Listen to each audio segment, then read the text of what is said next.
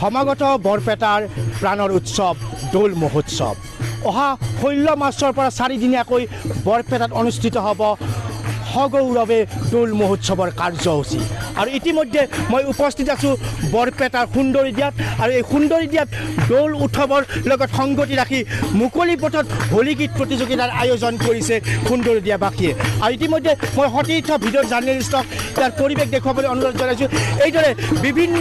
পুৰুষ মহিলাৰ দলে অংশগ্ৰহণ কৰিছে এই হোলী গীত প্ৰতিযোগিতাত আৰু এই হোলী গীত প্ৰতিযোগিতাই এক স্বাক্ষৰ বহন কৰি আহিছে বৰপেটাবাসী অতীজৰে পৰা বৰপেটাৰ বিখ্যাত প্ৰাণৰ উৎসৱ হোলী মহোৎসৱ আৰু এই হোলী মহোৎসৱ উপলক্ষে ইতিমধ্যে সত্ৰ নগৰীয়ে ব্যস্ত হৈ পৰিছে হোলী গীতক আদৰা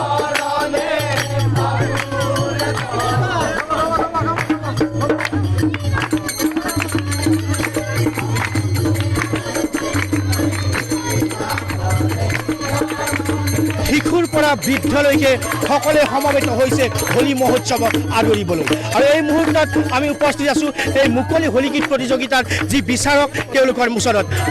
যিহেতু আপুনি বিচাৰকৰ দায়িত্বত আছে আৰু বৰপেটাৰ এজন সুযোগ্য সন্তান আৰু ইতিমধ্যে বৰপেটাৰ বাসীৰ হৈ আপুনি বিভিন্ন সময়ত হোলী গীতৰ মাজেৰে প্ৰচাৰ চলাই আছে কি ক'ব এই মুহূৰ্তত খুবেই আনন্দৰ বিষয় আৰু আমাৰ বৰপেটা সৰ্বভাৰতীয় আমাৰ যি দৌল উৎসৱৰ মূল আমাৰ যি বৰপেটাত সমূহ দৌল হয় আৰু 16 তাৰিখৰ পৰা দৌল উৎসৱ মহোৎসৱ আৰম্ভ হ'ব এই উৎসৱৰ আগে আগে আমাৰ বৰপেটাৰ প্ৰতিখন হাতীত আমাৰ হোলী গীতৰ প্ৰতিযোগিতা আৰম্ভ হৈছে যোৱাকালিৰ পৰা আৰম্ভ হৈছে আজিও 4-5খনমান হাতীত আমাৰ আলোচনা আৰু এতিয়া সুন্দৰীদিয়া সত্ৰত যি হোলী মুকলি পথত হোলী গীত প্ৰতিযোগিতা আৰম্ভ হৈছে খুবেই ভাল লাগিছে ইয়াত শিশুৰ পৰা বহুত জ্যেষ্ঠলৈকে অংশগ্ৰহণ কৰিছে হয় হয় শিশুৰ পৰা জ্যেষ্ঠলৈকে ইয়াত অংশগ্ৰহণ কৰি প্ৰায় ভালেখিনি দল ইয়াত আজি অংশগ্ৰহণ কৰিছে হয় আৰু এই মুহূৰ্তত আৰু এজন বিচাৰক আমাৰ মাজত উপস্থিত আছে তেখেত হ'ল বৰপেটা সত্ৰৰ বুঢ়া সত্ৰীয়া বশিষ্ঠদেৱ শৰ্মাৰ সুযোগ্য সন্তান ভাস্কৰ দা তেখেত এজন সত্ৰীয়া শিল্পী এই মুহূৰ্তত তেওঁ বিচাৰকৰ দায়িত্বত আছে কি ক'ব ধন্যবাদ কি ক'ম মানে এইখিনি সময়ত শিশু ডেকা ল'ৰা ছোৱালী বুঢ়া মেঠাসকলে উল্লাসত থাকে কৃষ্ণ গুণ নামত উল্লাসত থাকে যে আজি এনেকুৱা অনুষ্ঠানত থাকিব পাৰি নিজেই ধন্য মানিছোঁ আৰু সদায় থাকোঁ খুব ভাল লাগিছে আৰু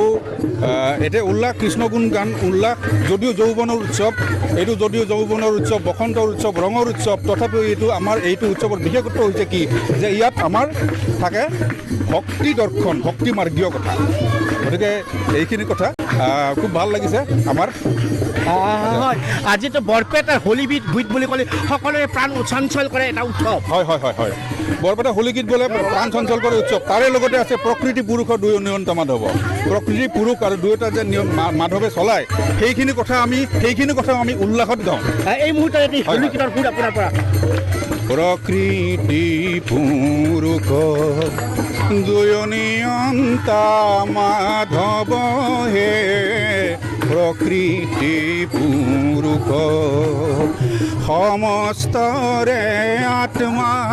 হৰি পৰম বান্ধৱ হে প্ৰকৃতি পুৰুষ ধন্যবাদ হয় আৰু এই মুহূৰ্তত অসমৰ এজন জনপ্ৰিয় অভিনেতা আমাৰ মাজত উপস্থিত আছে কি ক'ব এই মুহূৰ্তত যিহেতু আপুনি বৰপেটা সন্তান হয় নমস্কাৰ প্ৰথমতে প্ৰাগ নিউজৰ জৰিয়তে সমূহ অসমবাসীলৈ মই দৌল উৎসৱৰ আগতীয়াকৈ